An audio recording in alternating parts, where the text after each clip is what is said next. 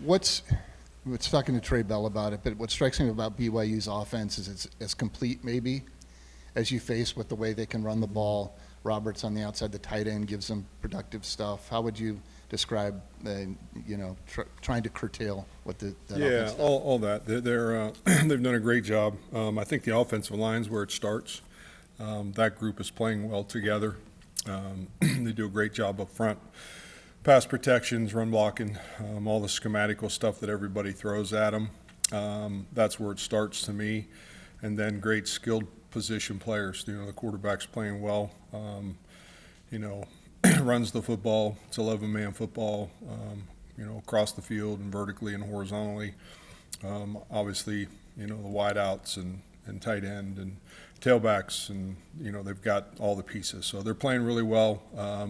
Got a lot of juice. They play with a lot of energy, and it's very evident on videotape. What did you want your unit to attack the most during the bye week, and how did they handle it? Yeah, I think, just recognizing, some of the errors that we're making, some communication things, and got let a couple plays get away from us, which was, obviously just kind of, on us. And then when you play good teams, they can expose you. So, I think just trying to gear down a little bit, maybe what we're doing, the communication process, how we're doing it, and then better ways to do it. I think that's first and foremost going into this week. It's going to be a physical football game. We're going to have to play, physical up front. We're going to have to play physical on the perimeter. They block you. The wideouts are tremendous blockers, the tight end. So they make you play, and that's why they're having great success, and we're going to have to match all of that. Coach, it seems like every quarterback you play at this point is a threat to run. How much week to week does it change preparing for different styles of runners? Yeah, great question. Great point, actually. They all are different in their own ways. Some quarterbacks, they run the football period. They're running plays. Some guys are, the option game's part of it.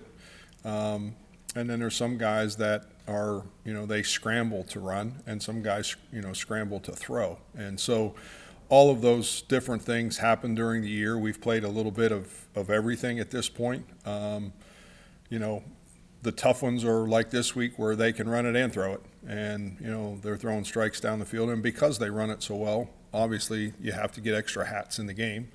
And then, the play action passes become, where they try to strike you. So we're going to have to be really good. We've played all of those. They all present different problems. They all have different, styles to their game. And this week will be a little bit different than probably anybody else we've played so far. Was the focus a little different this bye week than it was the first one? And what was that defensively? Well, I think the reality of, trying to get some younger guys more reps because of the loss of some guys. When you're banged up and you're trying to find depth at special teams, you're trying to find depth at positions across the board, because now you're into week 7 versus week 4. And I think the real emphasis became who can help us. How do we get them enough reps without wearing them out, and get them prepared to play in this stretch that we're getting ready to get into. And then on the back end with Trey and with Quentin, how valuable was that bye week for those guys and being relatively new starters in the system? Well, really important. They got thrown in there pretty quickly, and how it all happened. So they got thrown in pretty fast. They've done a great job.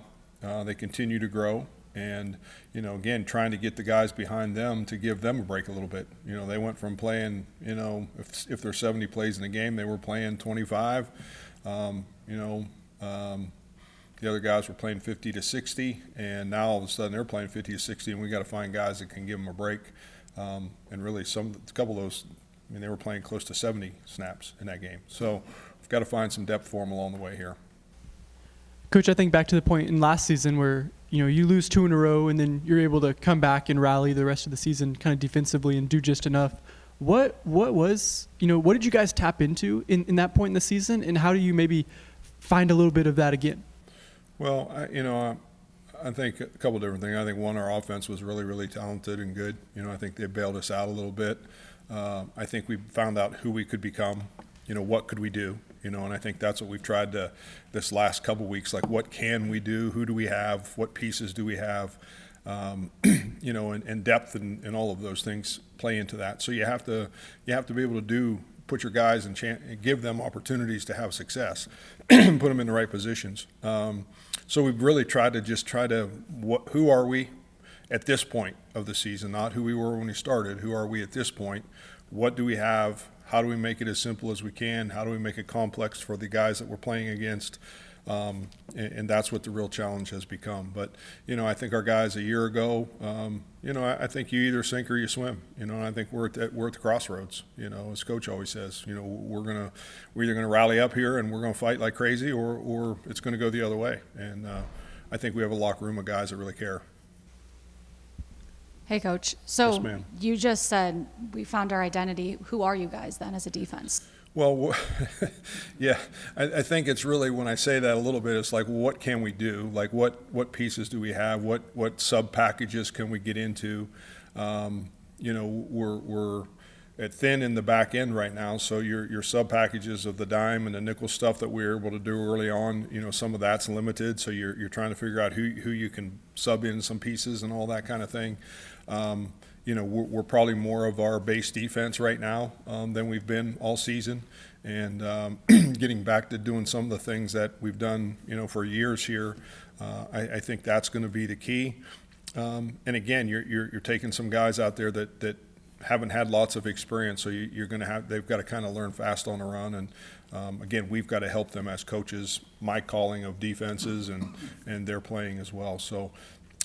We'll see who we are here down the stretch officially, but I think is what it has done when I talk about that is, what package can you be in? How can you marry up to, the teams that are playing with 3 or 4 wideouts? We got into that a little bit of Colorado, like, what are the sub packages that you can use and who are the pass rushers you can get on and just finding depth and numbers, and that's what we're still sorting through. What's your key to success? I think this week, stopping the run. I mean, we're going to have to defend the run game. I mean, they're a physical football team. I mean, they fall forward for 4 yards. I mean, it's on every videotape. And they're running the ball downhill, and whether it's the quarterback, and then they put the ball on the perimeter. They got great skill guys that run the jet sweeps, and they another form of their run plays are just the quick screens out in the flat to space, and they got wideouts to block, and it just it's all married together, and they've been in great rhythm. And we've got to be able to hold up physically and force the ball to where we can get it to where we know what's going on, and nobody's really been able to do that yet. What's your evaluation of the new look defense over these last couple of games, and did you feel like there was improvement in Colorado game versus the Cincinnati game? Yeah, I do. There was definite improvement. We let a couple plays get away from us. That was just kind of frustrating. It's not even discipline; it's just frustrating for everyone. We gave them a couple free plays, and they don't need any help. We're playing Big 12 teams that don't need any help. And I think, I was proud of the way they played in the game, to be honest with you. I think there were some times we went out there in some situations that, like, man, it didn't look real good, and our guys rallied up. So I think our locker room is in great shape. We've got to play better football, got to coach better football. I think our guys are excited about it. I don't ever sense this group never fighting. Like this group has incredible resolve, and they'll show up and play.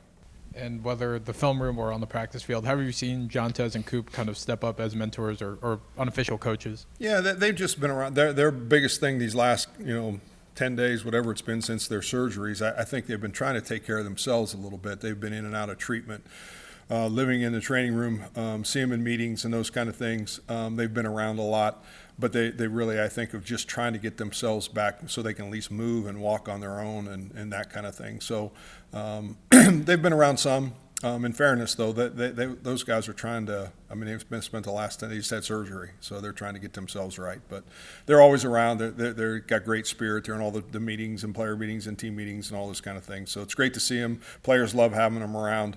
It's been tough on them, I think, because again, just being able to get around physically is part of what they're battling. When you reach a moment that feels like a tangible crossroads, like you mentioned, what kind of energy does that produce in the locker room, and Is that different or heightened, like coming in a bye week where you kind of have to live with it for an extra week? Yeah, a good question. I think it's been different about probably everywhere that I've been. I think it all depends on the leadership in the locker room. I feel great about the leadership in our locker room, even though we lost a couple of those guys. But I think there's great resolve to get this thing right. And I think as long as you have that, you have energy. If you have purpose, you know, we all want something to live for, something to hope for, and something to love. And I think our team has all three of those things. And I think as long as you have that everywhere in society, you got a shot, and we'll have a shot.